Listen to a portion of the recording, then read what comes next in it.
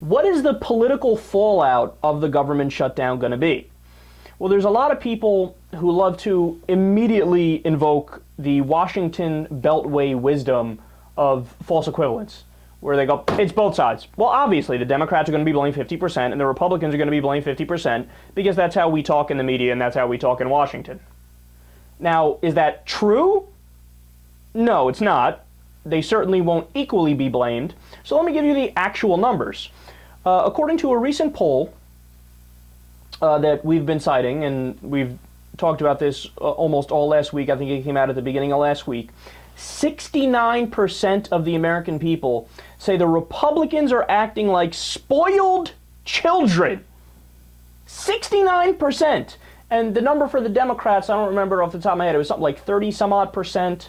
So even after you do the subtraction and you figure it out, the Democrats, independents, and Republicans are saying, goddamn, Republicans are acting like spoiled children.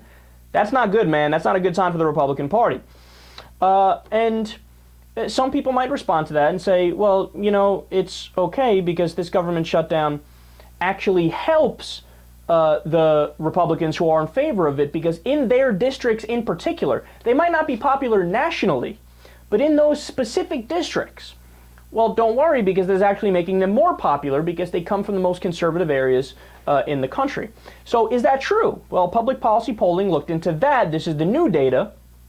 They compiled 24 surveys from House districts around the country.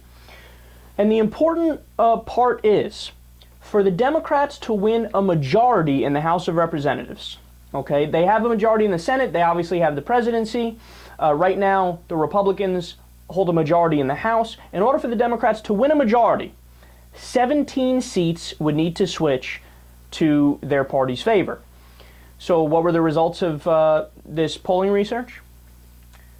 Republican incumbents are behind in 17 out of 17 districts analyzed. Ouch.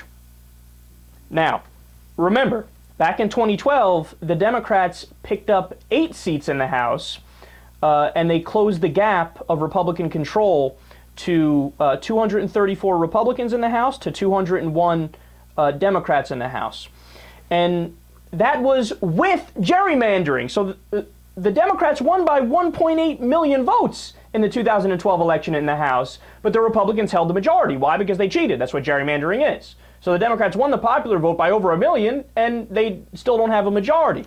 But the amazing thing about this is that even with gerrymandering this time around, the Republicans are still in trouble.